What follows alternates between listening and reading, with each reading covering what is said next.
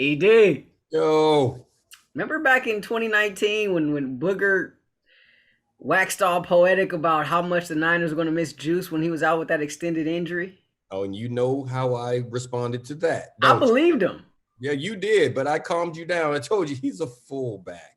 Well, Booger is back at it, and I got some thoughts. We'll get into that.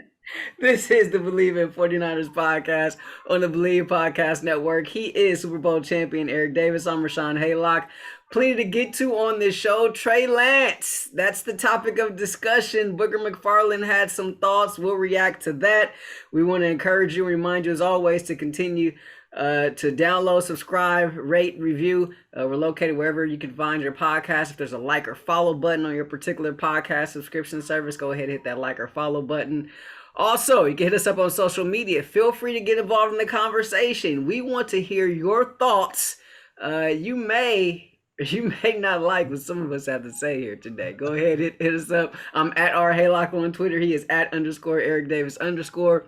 And on Instagram, I'm at Watch Ray Ray. He is at Eric Davis ______. That's 4, just in case you didn't know.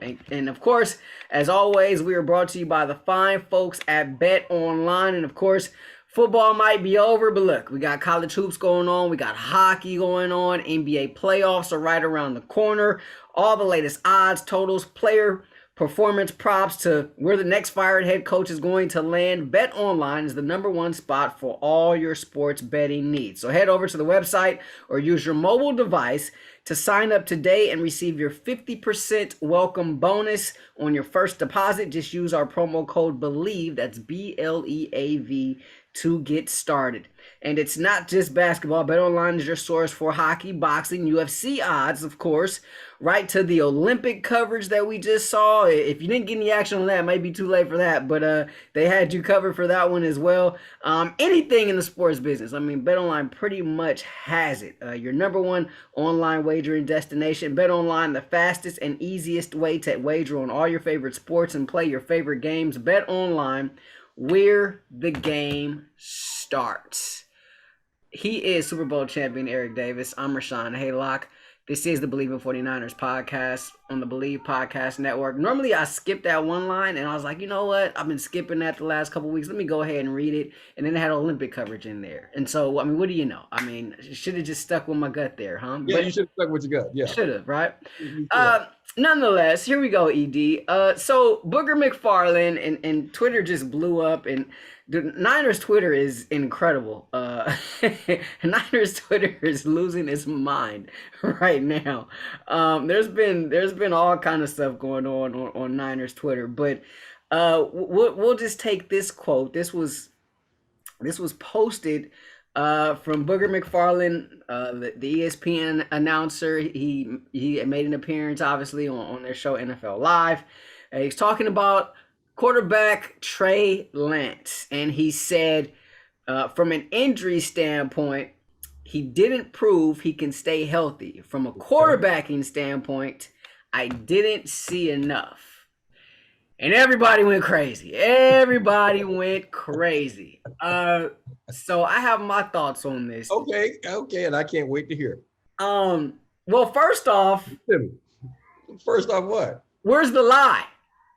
There is no lie. Where's the lie? There is no lie. I agreed. See, we're kind of together there. I don't know why everyone went crazy about it. Now, there is no lie, but there also is no depth in that thought, in that comment. And that's what I always say with analysts. The job of an analyst is to not read out a bunch of stats, is to not, because everyone's got the stats, and you can pick up your phone and the Google machine to give you the stats. They always want to regurgitate these stats and all this guy, and he's such and such QBR and his completion percentage on third down is like, no. What do the stats mean? Put some thought into it so you can explain to the fan, the listener, the viewer, what that means. So that's all I'm saying. You didn't lie, but that's just clickbait. Okay, give me, because you're saying I haven't seen enough and he's injury prone. Well, he got hurt. Okay, you're right. No lie. And you haven't seen enough. He was the backup. The other guys were the starters. He was the backup. He didn't play. So that part, he didn't lie. I just say that I detect no lies, ED. I detect no lies. No lies, but that lacks depth of commitment on the thought that you are trying to get across. That's all I'm saying. There's no depth to that comment.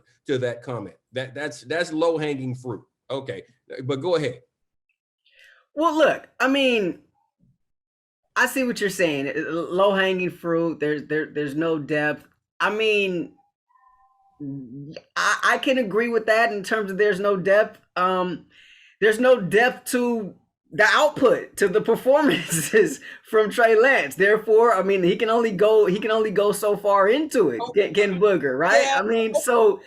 I mean, look, we talked about this on the pod. I'm pretty sure we talked about it on the pod after the pod, but we talked about this on the pod during the season, how Trey, no one was talking about it, but he's been nicked up a couple of times, right? Yeah. If we are to believe all the stuff that's come out recently, and it all runs into each other. So I don't quite remember preseason if it was really that close of a situation, but there's this whole notion that, had he not hurt his hand, he would have been the starting quarterback opening day.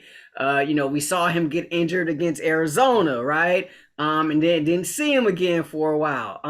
From a quarterback, so that's just the injury side of it, right? And so I can agree with Booger from that standpoint. Look, you talked about it too. You going up against grown man. You trying to lower your shoulder at the goal line. You might mess around and get yourself hurt, which is what happened, right? That's what he did. Yeah. Dudes at this level hit back, right? Yeah, they do. And so there's that aspect of it. And then when you look at just the quarterbacking play, I mean, look, in all honesty, we have not seen enough. So we don't know that. Let me I think this is kind of the reason why Niners Twitter was going crazy, right? And it's because, like, everyone was on this emotional high, right? It was about as high as everybody's been since the NFC Championship game, right? And what are we talking about? Practice video. Dropping dimes left and right? Dropping dimes, right? Practice video, right? Everybody's feeling good about, 10's gone. It's 5's time. Look at this throw. 10 could never make that throw. Yada, yada, yada. And all of a sudden, here comes Booger on national TV. Well, he gets hurt a little bit. Haven't seen enough from him quarterbacking. And so my whole thing is, I'm not a Trey hater, right? And just as much as I'm not a Jimmy lover, quote unquote, I'm not necessarily a Trey hater. My only thing is, we have not seen enough. And look, the bar has been set, right? Jimmy G, when healthy, at least the NFC Championship game. No, wait a minute. You're incorrect. Even when injured, bad thumb, bad shoulder, NFC Championship. There you go. Like I said, this dude is so underappreciated. He's so underappreciated. And everyone, it's always that they're doing it in spite of him. I'm just going to say, I hope it's not the situation. I remember being a Niner, and I remember sitting in there with John Marshall, who was one of my defensive coaches, and they were talking about some stuff, and we were saying some things, and I told John I looked him in the eye, I said, John, you're going to miss me when I'm gone.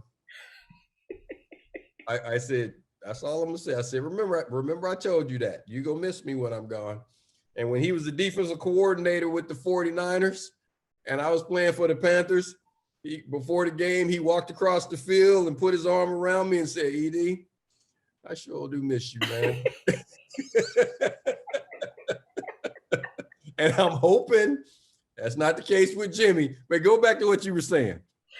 I mean, that's the standard, right? I mean, that's what Jimmy showed, right? Like that was the bar, right? And so, I mean, look, Trey can come out there, he can be all world, he can have the highest QBR and the most yards and the most pass touchdowns, this, that, or the other, and get knocked out in the divisional. Then what? Is it? Are we? Is Niner Nation still are the faithful still as high on Trey? Well, I am. So I'm gonna jump in. If Trey comes out in his first year and he takes them to the playoffs,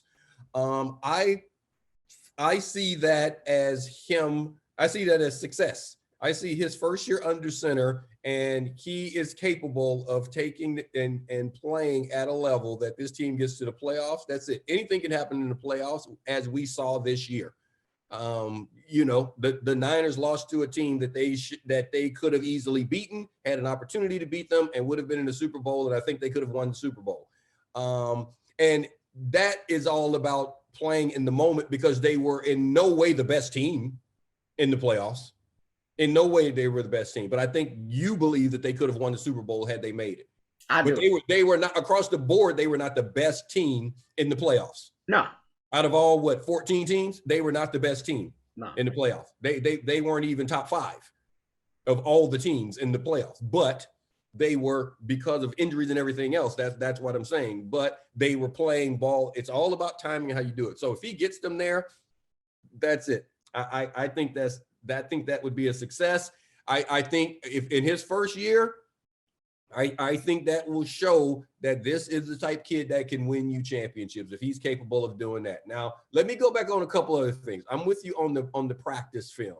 Yeah, dude, it's practice. And on the pod, after the pod, we were talking about that.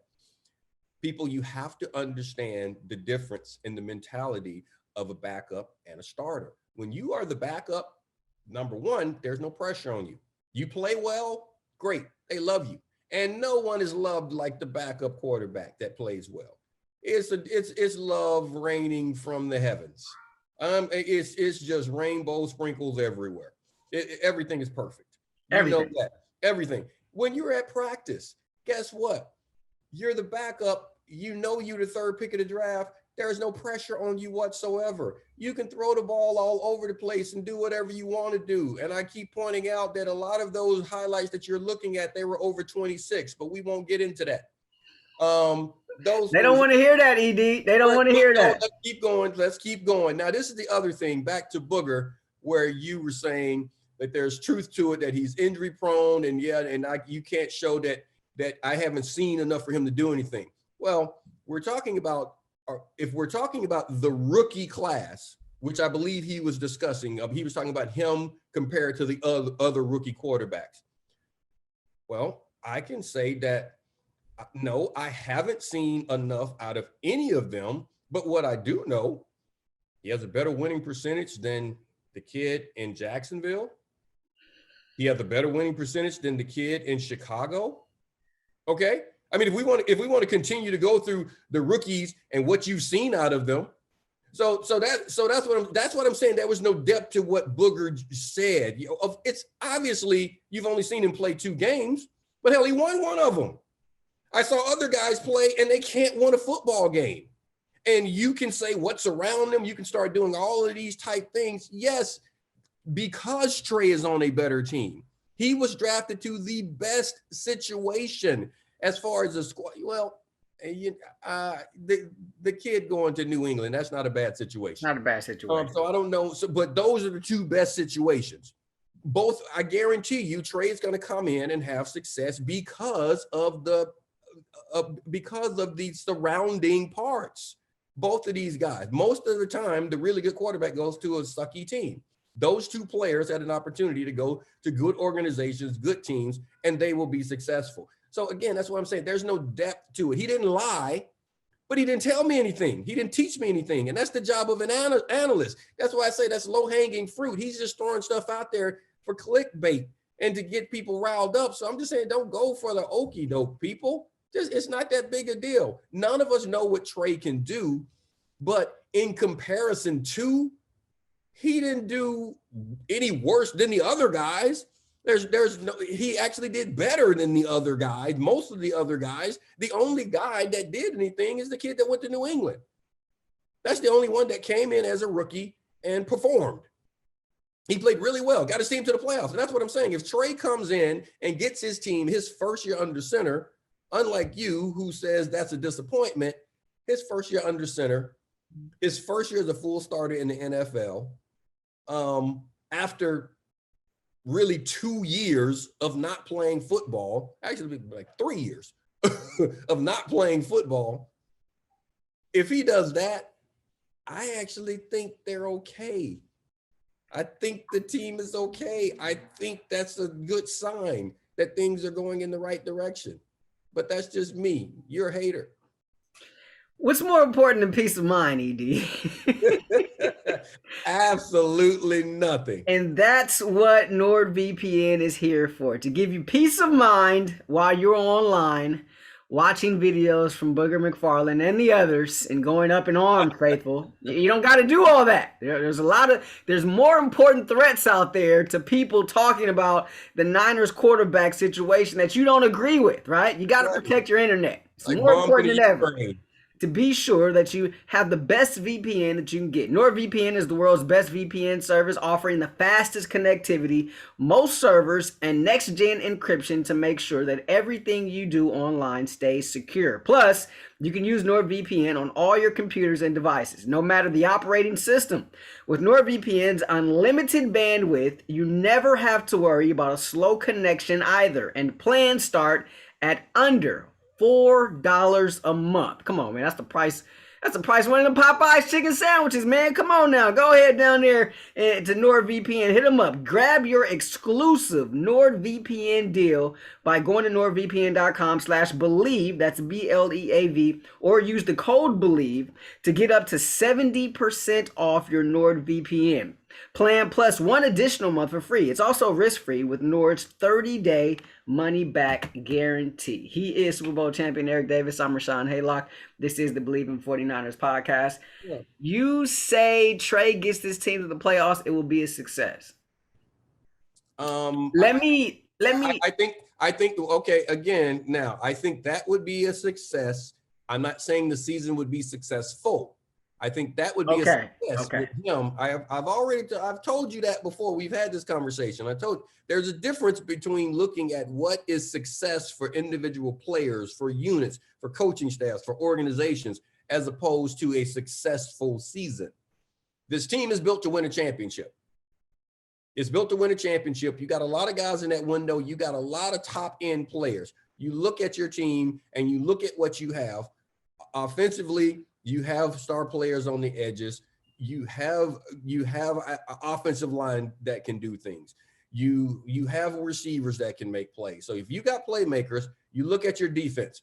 At every level of your defense, you have really high-end players. At every level of you can always add to it, but you have that. This team is built to win. So successful is winning a championship.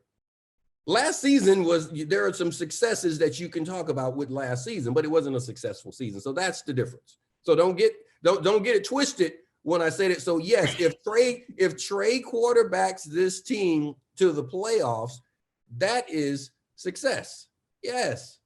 Yeah, and that's where I was going to go. I of course I don't think it would be a successful season because I believe that this team is built to win right now. And I believe this team was this close to winning the championship this year. Like drop picks matter. Drop picks matter, right? Like we could have been talking about 6 right now as opposed to the quarterback situation. Well, I mean, we probably still would have been talking about the quarterback situation because then it would have been, do you bring Jimmy back, right? Because he won you a Super Bowl, right? He won 6. Do you bring him back? It wouldn't be a question. He'd be back. And so this team is built to win right now. And look, I mean, as we know, I mean, we saw, I mean, you don't have to go any further than 2020, right? To see just how quickly things can turn in this league, right? 2019, you're right there knocking on the doorstep of a Super Bowl. Come back 2020 and the whole team just collapses, right? One injury after another, right? And so it's the margin for error is that slim. And certain things you can't really, you can't control injury. You can't control that. But listen to what you just said. 2019, this team was, this team had in the Super Bowl. Okay, they were there. They're in Miami. Super Bowl live. They were there. Okay, 2021, this team is in the NFC Championship. So 2020, did the team lose talent? Was there a lack of talent? Were they No, void of it's an outlier for sure. I mean, it was the injuries at a historical proportion. So that's what I'm saying. That's what I'm saying. So right now, I know where you're going. So the injuries, those are, so if everyone gets hurt next year, there's nothing they can do. You won't win again. But the roster, the philosophy, the system, the locker room, it's right, because that's why you go from Super Bowl to NFC Championship. This team is where it needs to be now, and they will be there next year. This team will be in the playoffs next year. It'll be in the playoffs. And the only thing that will prevent it from being in the playoffs, you got two things. You already said one, injuries, like 2020. And then the next one is, did you pick the right guy at the quarterback position? And that's key. Of course. That is huge. That's a huge if right there. And so my whole thing is, you talk about windows, right? And now you're at a point where I feel like you're trying to get these windows to line up, right? You're trying to get the quarterback's window to align with the window of the rest of the squad, right? Yeah. Which is no small task. Which is why, if they get to the playoffs, of course, that'd be great for Trey. It'd be great, successful first season as a starter, first season playing football, not however many years you get to the playoffs, it's fantastic. But that's one less year that you weren't able to take advantage of it in this window. And let's one more thing. Okay. You look and let me just put on. I'm terrible with foresight, but let me just try to put on my foresight goggles here a little bit, right? I got you. You just sign Fred, you sign Kittle. You're going to get rid of the Jimmy contract, right? But you got Bosa coming up, you got Debo coming up. Those guys are all going to command big money, right? So how much more time do you have in this window? Because pretty soon John Lynch and company are going to have to start making some real tough decisions, and there are going to be some pillars of this organization or of this run of this era, quote unquote, that he's probably going to have to say goodbye to, that he paid big money to, or that he can't afford to pay big money to. Agreed. That's going to happen. But now also remember this, because you're talking about this window and everyone always freaks out about the talent and everything closing down. What the Niners have done, and this is what we said on the pod, I think before, it could have been on the pod after the pod, but what they have done is that they have drafted and developed successfully. So when you start talking about these guys, so Debo, BA, a lot of your offensive linemen. You look at Bosa, you look at the entire linebacking core. Most of your DBs, they're babies. These dudes haven't even figured out how to fully be professionals and play the game yet. They haven't even figured, you don't even learn how to play the game until your third, fourth year in the league. None of those guys are as good as they're going to be. Bosa is not as good as he's going to be. Fred Warner is not. Greenlaw is not. E-Man is not. Most of these guys are young guys. So that's what I'm saying right now. If this team continues to stay on the path that it's on and continue to be a playoff caliber team at this level with this talent, they're only going to get better. And because you have drafted, and these guys, what are you saying? Eventually, you're going to have to pay some of these guys, but you don't have to pay them yet. That's why you can go out and you can pluck yourself. I need a corner. Maybe you do give Stephon a guy like that. Gilmore. I need a guy that can come in right now because these other guys have shown it. And because I got my quarterback on a rookie contract and I don't have to pay him $40 million a year, well, I can give this corner over here 15 to come. You know what I'm saying? And I can give Debo this money because I don't have to pay. I can keep Debo and I can do all of this because I don't have to give it to the quarterback. And the other thing that everyone always leaves out is that the salary cap goes up every year.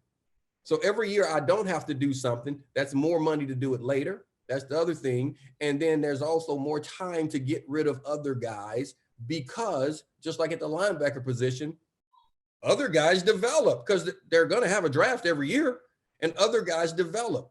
And sometimes, as much as people love players and all of these things, you're right. You do have to make that tough decision, and you do have to say, I'm going to let a guy go and see, because as much as everyone says, you know what, I hate that Buckner had to go. That's what I'm saying. We already saw it in Defoe. I saw it in Defoe, but you also saw that the D line was still the strongest point of the team. So that's the point you have to get. As much as we missed that guy, the defensive line didn't miss a beat.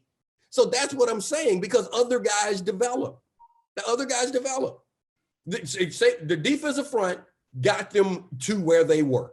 So you may say, oh, if you had Debo, it would have been even better. I completely agree. I 100% agree. I wouldn't argue with anyone on that. It would have, you give me more players, you give me the best players, I'll give you the best unit. If I can get all the good players, I'll kill. If I can get Bosa and Aaron Donald and Defoe, yes, we'll kill. But without them, but with what you had, did you still not have one of the best fronts in the league? You still had one. So that's what happens when you draft and develop. You put yourself in position to do that. Just like at the linebacker position, everybody will lose their mind, and people lost their mind. I was asked this question on Twitter. Would you trade Fred Warner? Or it was like, would you trade Fred Warner, or would you? I can't even remember the other question about it. And I was Fred Warner. And they were like, would you do it for number one and all this stuff? And I was like, I wouldn't want to trade him. I was like, yes. I was like, yeah, I'll trade Fred for one. I would trade. And they were just like, Fred Warner, you trade. I was like, wait, hold on. First of all, I was just answering a question. I didn't suggest it. I was answering a question. You asked me the question. I answered the question. So calm down. Similar to how Booker was just answering the question. Is that right? Yeah. So that's number one. You asked me the question. But number two, would I do that? Well, I love Fred, but I also know that we have two other linebackers that can come in and the unit will be fine.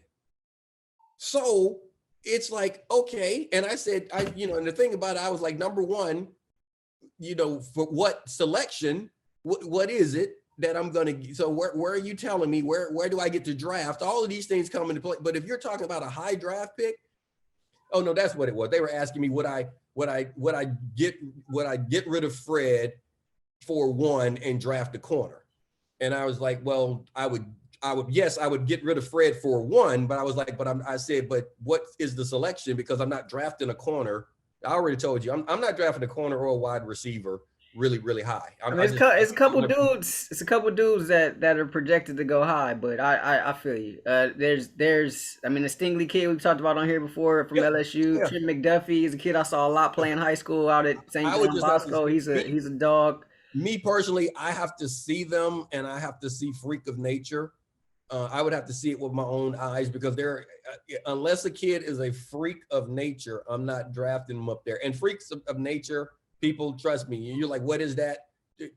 I can't describe it. When you see it, you just. There's not many of those guys. And look, I agree with you. I mean, and the knock on, and we're getting way off base here, but I think kind of the knock on Stingley was he had this great freshman year success, and then the productivity kind of tailed off a little bit.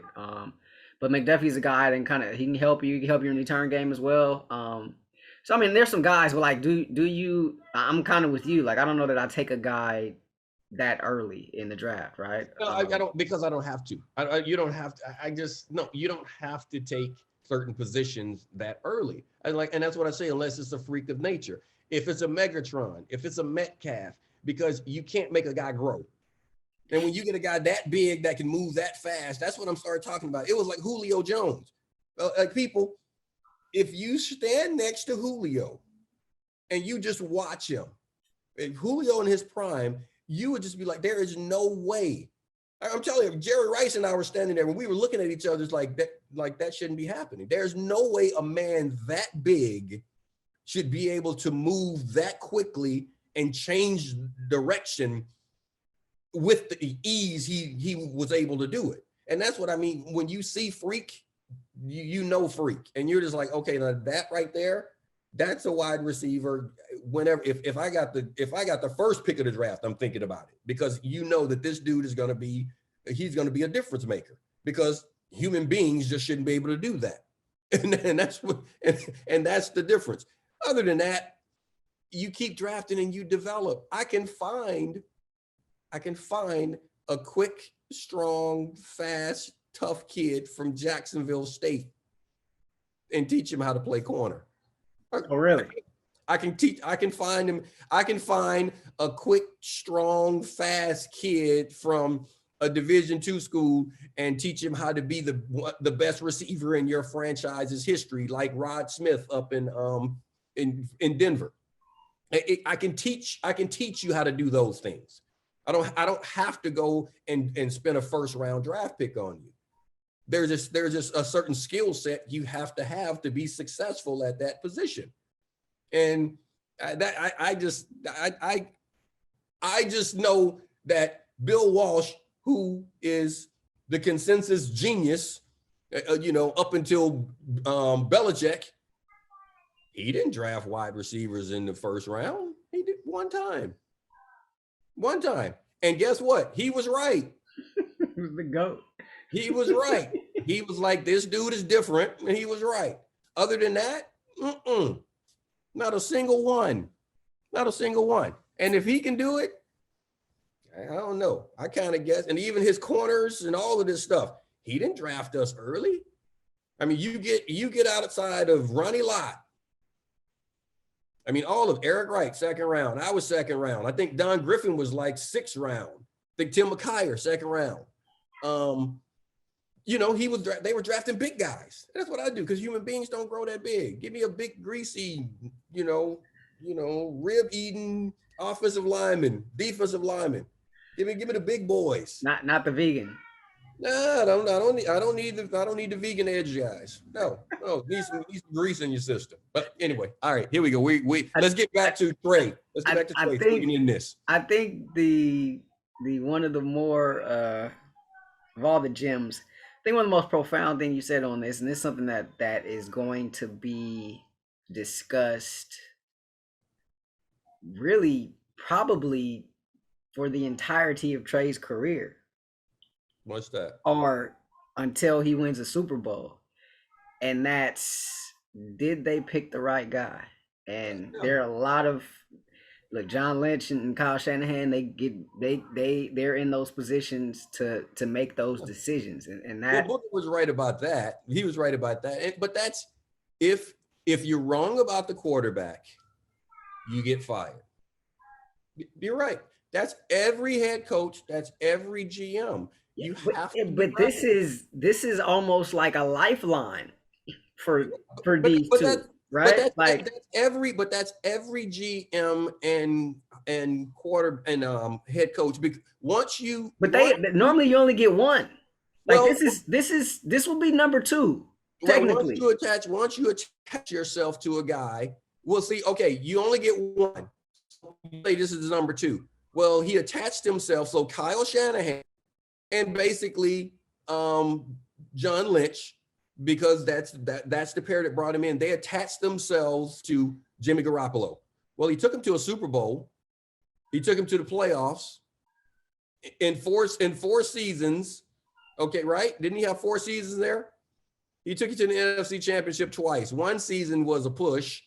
He got hurt the other one. His very first time here, so I don't even know if that actually really counts. But on the field, he got you to the NFC Championship twice and a Super Bowl once. You can't say that wasn't a successful tenure. Of course, with the Niners, you're judged by legends, so you got to win it all. But that's not gonna get you fired. What owner can walk in there and be like, you were wrong about this guy? Like, no.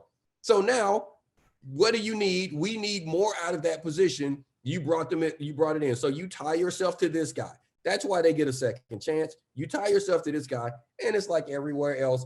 If he doesn't win, you get fired. If it's the right guy, you win. But this is it because of the price you paid for him. And that's just all. And the only reason that price is that it's the end all or be all is because you said so. with the price you paid. You basically said, this is the guy I'm all in on. So yeah, Trey has to win. And if not, he'll be gone. And then the next coach will come in and he'll see what he can do, because he's not going to immediately attach himself to him, because he'll get another chance. He'll get to get his guy. He'll inherit that guy, but he'll get a chance to get his guy. And if your guy wins, then you hang around. It's Mariucci. He inherited Steve Young. And then you're like, okay, I'm going to go with Garcia. Garcia takes you to the playoffs. Guess what? You keep playing. But then it reaches a point like, well, we got to go further. You got to decide what you're going to do, or that guy's going to run you out of town. And that's what happened. It happens everywhere. All right, obviously something we're going to be following, throughout the entirety of the offseason. As for now, Jimmy is still a 49er. So. Oh, yeah. Who was that who said, Adam. Was that Schefter? Yeah. No, don't quite get into that just yet. We'll get into that. We can do that later. Okay. That's going to do it for this one. Feel free to continue to download, subscribe, rate, and review, located wherever you find your podcast. If there's a like or follow button on your particular podcast subscription service, go ahead and hit that like or follow button. For my partner, Super Bowl champion Eric Davis, I'm Rahshaun Haylock. This has been the Believe in 49ers podcast on the Believe Podcast Network. We will see y'all later this week. Peace.